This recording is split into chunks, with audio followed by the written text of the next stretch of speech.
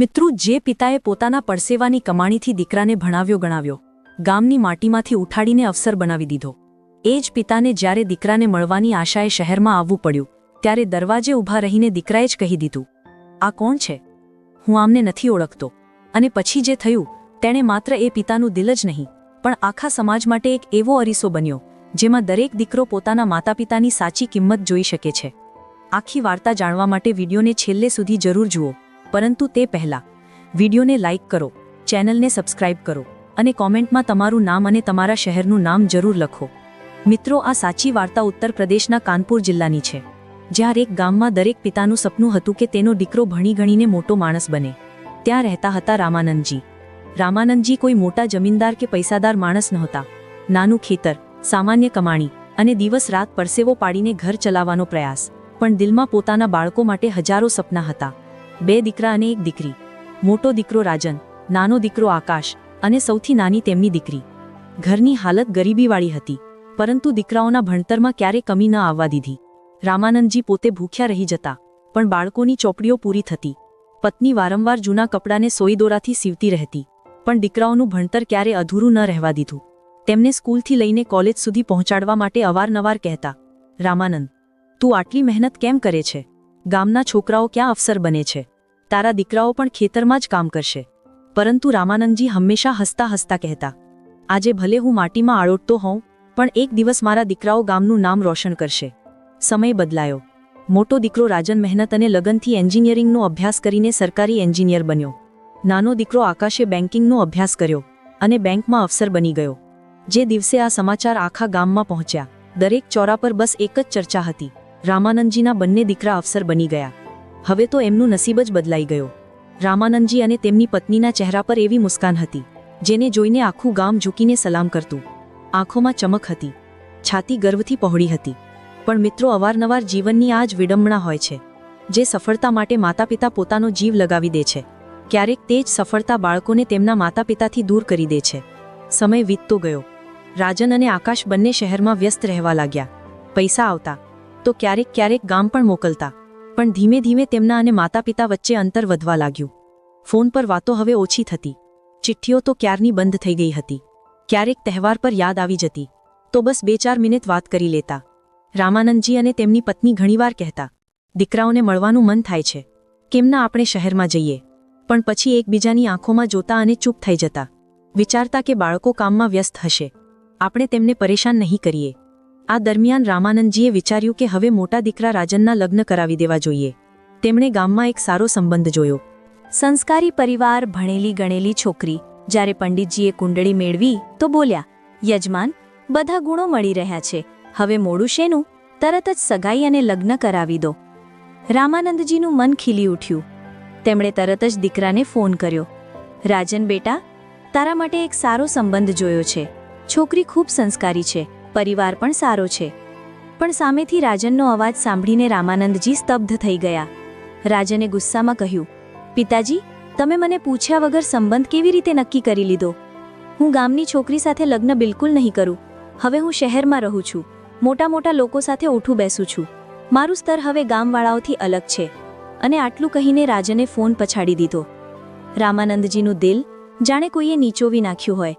તેમણે પોતાના કપાળ પર હાથ મૂકી દીધો અને લાંબા સમય સુધી ત્યાં જ બેસી રહ્યા. પત્નીએ પૂછ્યું, શું થયું જી? કોનો ફોન હતો? આંખોમાં આંસુ લઈને રામાનંદજી બોલ્યા, તારો દીકરો હવે આપણને નાના સમજવા લાગ્યો છે. કહે છે કે ગામની છોકરી સાથે લગ્ન નહીં કરે. રામાનંદજીની પત્નીનું કાળજું ધ્રુજી ઉઠ્યું. તે બોલી, હે ભગવાન, આ કેવી હવા લાગી ગઈ છે મારા દીકરાને. 2-3 દિવસ સુધી બંને પતિ પત્ની એ જ વિચારતા રહ્યા કે આખરે ક્યાં ભૂલ થઈ ગઈ. પત્નીએ એક દિવસ ધીમેથી કહ્યું, અરે કેમ ન તમે પોતે શહેરમાં જઈને રાજન સાથે વાત કરો? કદાચ સામે જઈને સમજાવો તો માની જાય. રામાનંદજી ચૂપ રહ્યા. પછી બોલ્યા, વિચારું તો હું પણ એ જ હતો, પણ ખિસ્સામાં પૈસા નથી, શું કરું? પત્નીએ પોતાના પાલવમાંથી નાના નાના નોટો કાઢીને તેમના હાથમાં મૂકી દીધા. લો, આજ થોડા ઘણા ભેગા કર્યા છે, કાલે સવારની ગાડીથી નીકળી જજો. બીજા દિવસે સવારે રામાનંદજીએ નાહી ધોઈને ભગવાનની સામે દીવો પ્રગટાવ્યો, હાથ જોડીને પ્રાર્થના કરી અને ભારે મને નાનો થેલો ખભે લટકાવી લીધો. પત્ની દરવાજે ઊભી હતી. તેની આંખોમાં ભીનાશ હતી. પાલોમાંથી થોડી નોટો અને સિક્કા કાઢીને તેણે પતિની હથેળીમાં મૂક્યા અને બોલી, વધારે તો નથી જી, પણ જેટલા છે લઈ જજો અને ધ્યાન રાખજો.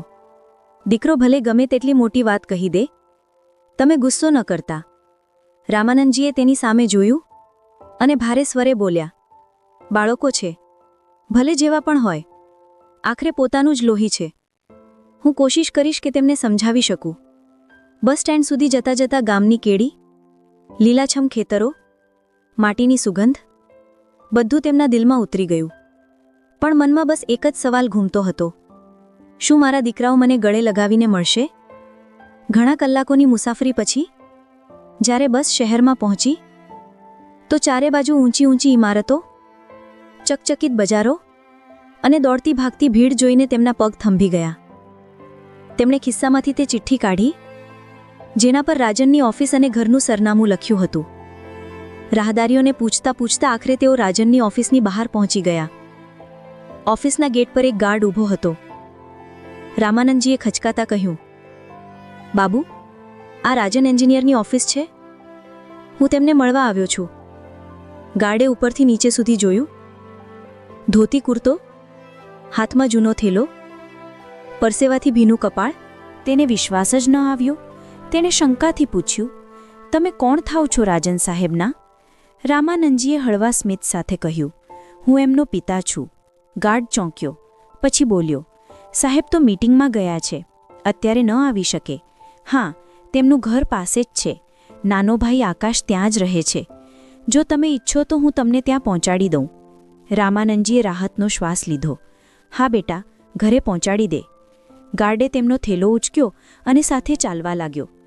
થોડી જ વારમાં તેઓ બંને તે આલિશાન બિલ્ડિંગની બહાર હતા જ્યાં રાજન અને આકાશનો ફ્લેટ હતો. ઘંટડી વગાડવામાં આવી. દરવાજો ખુલ્યો તો સામે આકાશ હતો. પિતાને જોતાં જ તેની આંખો ચમકી ઉઠી. તે દોડીને આવ્યો, ઝૂકીને તેમના પગે લાગ્યો અને બોલ્યો, અરે પિતાજી, અચાનક? આવો આવો. રામાનંદજીએ દીકરાને ગળે લગાવ્યો. તેમની આંખો ભરાઈ આવી. તેઓ અંદર આવ્યા. ઘર અંદરથી ખૂબ સુંદર હતું. ચમકતી ફર્શ, મોંઘા સોફા, મોટા મોટા પેઇન્ટિંગ્સ અને ખૂણામાં રાખેલો ટીવી. રામાનંદજી બધું જોઈને અચંબામાં પડી ગયા. ધીમેથી બોલ્યા, બેટા, આ બધું તો ખૂબ મોંઘું હશે, ખરું ને? આકાશ હસીને બોલ્યો, પિતાજી, હવે જમાનો બદલાઈ ગયો છે. શહેરમાં આ બધું સામાન્ય છે. હવે અમે પણ મોટા લોકોમાં ગણાઈએ છીએ. આટલું કહીને તેણે ફ્રીજ ખોલ્યું અને ઠંડુ પાણી કાઢીને આપ્યું. રામાનંદજીએ એક ઘૂંટડો ભર્યો અને થેલો ખોલતા બોલ્યા, તારી માએ તારા માટે દેશી ઘીના લાડુ અને અથાણું ભર્યું છે. કહેતી હતી કે દીકરાઓને પસંદ છે. આકાશ થોડો હસતા હસતા બોલ્યો, પિતાજી, હવે આ બધું કોણ ખાય છે? તમે આટલો બોજ કેમ ઉચક્યો? આ સાંભળીને રામાનંદજીનું દિલ બેસી ગયું. તેમણે થાકેલા સ્વરે કહ્યું, બેટા, મેં તો ના પાડી હતી, પણ તારી મા બોલી કે શહેરમાં આ બધું ક્યાં મળતું હશે, એટલે લઈ આવ્યો. રાતના 8 વાગી ચૂક્યા હતા. રામાનંદજીએ ધોતી અને ગંજી પહેરી લીધી અને વરંડામાં ચાલવા લાગ્યા. આ જોઈને આકાશ તરત દોડ્યો અને ગભરાઈને બોલ્યો, પિતાજી, તમે આ કપડાં પહેરીને બહાર ન જોશો. આ ગામ નથી, શહેર છે. લોકો શું કહેશે કે અમારા ઘરમાં કોઈ ગામડીઓ રોકાયો છે? રામાનંદજીએ નવાઈ પામીને દીકરા સામે જોયું. તેમની આંખોમાં આંસુ ભરાઈ આવ્યા. ધીમેથી બોલ્યા, બેટા, જો કોઈ મને ગમાર કે ગામડીઓ કહી દેશે તો મારી ઇજ્જત ક્યાં ઓછી થઈ જશે? મેં તો મારી આખી જિંદગી મહેનત મજૂરી કરીને તને મોટો કર્યો છે. આજે તું થોડા પૈસા કમાઈ લીધો તો તને તારી શાનનો ડર લાગવા માંડ્યો? આ કહેતા કહેતા તેમનો અવાજ ભરાઈ ગયો. તેઓ અંદર જઈને ચૂપચાપ સોફા પર બેસી ગયા. આકાશ શર્મિંદો થઈ ગયો. તેણે પિતાના પગમાં બેસીને કહ્યું, ભૂલ થઈ ગઈ પિતાજી, તમે નારાજ ન થાઓ. આવો, જમવા બેસી જાઓ. મેં તમારા માટે ગરમાગરમ રોટલીઓ બનાવી છે. રામાનંદજી ચૂપ રહ્યા, પણ આંસુ તેમના ગાલ પર વહેતા રહ્યા. રાત ઘેરી થતી જતી હતી. ઘડિયાળના કાંટા 10 વાગી ચૂક્યા હતા. રામાનંદજીએ આકાશને પૂછ્યું, બેટા, રાજન હજુ સુધી કેમ નથી આવ્યો? ઓફિસથી તો ક્યારનો પાછો આવી જવો જોઈતો હતો. આકાશે ધીમા સ્વરે કહ્યું, પિતાજી, ભાઈ અવારનવાર મોડા આવે છે. ઘણીવાર તો રાતના 2 વાગ્યા સુધી. અને જો કામ વધારે હોય તો ઓફિસમાં જ રોકાઈ જાય છે. રામાનંદજીનો ચહેરો ઉદાસ થઈ ગયો. બેટા, મેં વિચાર્યું હતું કે વર્ષો પછી દીકરાઓને મળીશ, એક સાથે બેસીને જમીશું. પણ જુઓ, એને તો પોતાના ઘરડા બાપને મળવાની ફુરસદ પણ નથી. તેમણે ઊંડો શ્વાસ લીધો અને ધીમેથી કહ્યું, ઠીક છે, મારા માટે ડાઇનિંગ હોલમાં ચટાઈ પાથરી દે. હું ત્યાં જ બેસીને 2 ફુલકા ખાઈ લઈશ. આકાશે તરત ચટાઈ પાથરી અને ગરમાગરમ રોટલીઓ પીરસી. જમતા જમતા રામાનંદજી બોલ્યા, બેટા, જમવાનું તો તે સારું બનાવ્યું છે. ઓછામાં ઓછું આટલું તો શીખી લીધું. આકાશના ચહેરા પર હળવી મુસ્કાન આવી, પણ અંદર ક્યાંક પસ્તાવો પણ હતો. તેને ડર હતો કે જો પિતાજીએ મોટા ભાઈનું અસલી રૂપ જોઈ લીધું તો તેમનું દિલ તૂટી જશે. રાત ઘેરી થતી ગઈ. 12 વાગી ચૂક્યા હતા, પણ રાજનનો ક્યાંય પતો ન હતો. રામાનંદજી બેચેન થઈ ઉઠ્યા. આકાશ, ચાલ, મને તેની પાસે જ લઈ ચાલ. એવું તે શું કામ છે કે અડધા કલાક માટે પોતાના બાપને મળવાનો સમય ન કાઢી શકે? આકાશ ગભરાયો. પિતાજી, તમે કેમ જીદ કરી રહ્યા છો? આ સમયે ત્યાં જવાનો કોઈ મતલબ નથી. ભાઈ નશામાં હશે. રામાનંદજી થંભી ગયા. શું? નશામાં? આકાશની નજર ઝૂકી ગઈ. જી પિતાજી, ઘણીવાર મિત્રો સાથે દારૂ પીવે છે. હું ઈચ્છતો હતો કે તમે આ બધું ન જુઓ. રામાનંદજીનું દિલ ધ્રુજી ઉઠ્યું. હે ભગવાન, મેં જે દીકરાને મહેનતથી પાળ્યો, ભણાવ્યો, અફસર બનાવ્યો, તે એટલો ગિરાવમાં પડ્યો કે દારૂના નશામાં ડૂબેલો રહે છે? તેમની આંખોમાંથી આંસુ છલકાઈ પડ્યા. ચાલ બેટા, હવે તો વધુ જરૂરી છે કે હું તેને મળું, જોઉં મારું લોહી મને ઓળખે પણ છે કે નહીં. આકાશ મજબૂરીમાં પિતાને સાથે લઈને રાજનની ઓફિસે પહોંચ્યો. દરવાજા પર ઊભા રહીને રામાનંદજીનું દિલ જોર જોરથી ધડકી રહ્યું હતું. તેમણે ધ્રુજતા હાથે ટકોરા માર્યા. અંદરથી લથડાતો અવાજ આવ્યો. કોણ છે આટલી રાપે? દરવાજો ખુલ્યો. રાજન સામે ઊભો હતો. લાલ આંખો, દારૂની વાસ અને હાથમાં ગ્લાસ. જેવી તેની નજર પિતા પર પડી તે ભડકી ઉઠ્યો. કોણ છે આ ઘરડો? રાતે મારી ઓફિસની બહાર શું કરી રહ્યો છે? આકાશે હિંમત કરીને કહ્યું, ભાઈ, આ આપણા પિતાજી છે, ગામથી મળવા આવ્યા છે. રાજન મોટા અવાજે હસ્યો. પિતાજી? આ ગામડિયો? મારા પિતાજી તો ગામના ધનવાન લોકો છે. આ ધોતી કુર્તાવાળો મારો બાપ ન હોઈ શકે. રામાનંદજી સ્તબ્ધ રહી ગયા. તેમની છાતી જાણે ફાટી ગઈ હોય. તેમણે કડક અવાજે કહ્યું, રાજન, દારૂએ તારી સમજદારી છીનવી લીધી છે. એટલો આંધળો થઈ ગયો કે પોતાના બાપને નથી ઓળખતો? આટલામાં અંદરથી 2-3 મિત્રો પણ બહાર આવી ગયા. એકે કહ્યું, અરે રાજનભાઈ, આ કોણ ઘરડો ચોંટી ગયો છે? કાઢો એને, મજા બગાડી નાખી. બીજાએ કહ્યું, લાગે છે કોઈ મજૂર છે જે પૈસા માંગવા આવ્યો છે. રાજને તેમની વાતોને સાચી માનીને કહ્યું, હા. આટલું કહીને તે અંદર ગયો અને 500-500ની નોટોનો બંડલ કાઢીને લાવ્યો. નોટો આકાશના હાથમાં પકડાવતા બોલ્યો, લે, આમને આપી દે અને કહી દે કે હવેથી મારા સામે મોઢું ના બતાવે. રામાનંદજીનું લોહી ઉકળી ઉઠ્યું. તેમણે ગુસ્સામાં નોટોનો બંડલ રાજનના ચહેરા પર ફેંક્યો. ધિક્કાર છે તારા આવા પૈસા પર. તું મોટો માણસ બની ગયો, પણ પોતાના બાપને ઓળખવાનું ભૂલી ગયો. આજથી ન તું મારો દીકરો, ન હું તારો બાપ. તેમનો અવાજ ગુંજી ઉઠ્યો. રાજન હક્કાબક્કા રહી ગયો. મિત્રોની સામે તેની આંખો ઝૂકી ગઈ, પણ દારૂના નશામાં તેનું ઘમંડ હજુ પણ કાયમ હતું. રામાનંદજી ધ્રુજતા હાથે આકાશનો સહારો લઈને ત્યાંથી પાછા ફર્યા. તેમની આંખોમાં આંસુ હતા અને હોઠ બડબડી રહ્યા હતા. હે ભગવાન, આવો દીકરો કેમ આપ્યો જે પોતાના જ પિતાને ઠુકરાવી દે? રામાનંદજી આખી રાત પડખા બદલતા રહ્યા. આંખો સૂજી ગઈ હતી અને દિલ બોજથી દબાયેલું હતું. આકાશ પાસે જ બેઠો તેમને દિલાસો આપવાનો પ્રયાસ કરતો રહ્યો, પણ તે જાણતો હતો કે પિતાનું મન તૂટી ગયું છે. સવારે 5 વાગે દરવાજાની ઘંટડી વાગી. આકાશે દરવાજો ખોલ્યો તો સામે રાજન ઊભો હતો. ચહેરો ઉતરેલો, આંખો લાલ અને પગ લથડી રહ્યા હતા, પણ હવે તે ભાનમાં હતો. ભાઈ, આકાશે ધીમેથી કહ્યું. રાજે કોઈ જવાબ આપ્યા વગર અંદર પગ મૂક્યો. ડ્રોઈંગ રૂમમાં ગયો તો જોયું કે તેના પિતા પૂજા કરીને પાછા ફરી રહ્યા હતા. રામાનંદજીના હાથમાં માળા હતી અને ચહેરા પર થાક અને પીડાની ઊંડી રેખાઓ હતી. રાજન તેમના પગમાં પડી ગયો અને ધ્રુસકે ધ્રુસકે રડવા લાગ્યો. પિતાજી, મને માફ કરી દો. ગઈકાલે મેં નશામાં જે કહ્યું તે મારી જિંદગીની સૌથી મોટી ભૂલ હતી. હું તો પોતાના જ બાપને ઓળખવાનો ઇનકાર કરી બેઠો. પિતાજી, મને એક મોકો આપી દો. રામાનંદજીએ ગુસ્સાવાળી નજરથી તેને જોયો. કોણ છે તું? મેં તને નથી ઓળખ્યો. મારો દીકરો તો ગામમાં રહી ગયો છે, જે પોતાની માટી, પોતાના સંસ્કાર અને પોતાના માતા પિતાને ઓળખે છે. તું તો કોઈ બીજો છે. મારા માટે તું મરી ગયો છે. આ કહેતા જ તેમણે માળા ઉંચકી અને ભગવાનની મૂર્તિ સામે મૂકી દીધી. રાજનનો ચહેરો શરમથી લાલ થઈ ગયો. તે તેમના પગે ચોંટીને રડતો રહ્યો. આકાશે પિતાને કહ્યું, પિતાજી, ભાઈ ખરેખર પસ્તાઈ રહ્યા છે. દારૂ માણસને આંધળો કરી દે છે. એક મોકો હજુ આપી દો. રામાનંદજી ચૂપ રહ્યા. થોડા પળ પછી ભારે સ્વરે બોલ્યા, રાજન, પૈસાથી માણસ મોટો નથી થતો. પોતાના વડીલોના સન્માનથી મોટો થાય છે. મેં રાતે જોયું કે કેવી રીતે તારા મિત્રોએ મને ગાળો આપી અને તું ઊભો ઊભો તમાશો જોતો રહ્યો. જો તારું લોહી ઠંડુ ન પડ્યું હોત તો તું ત્યાં જ મારો હાથ પકડીને કહેત કે આ મારા પિતા છે. પણ તે ચૂપચાપ મારું અપમાન જોયું અને હવે માફી માંગી રહ્યો છે.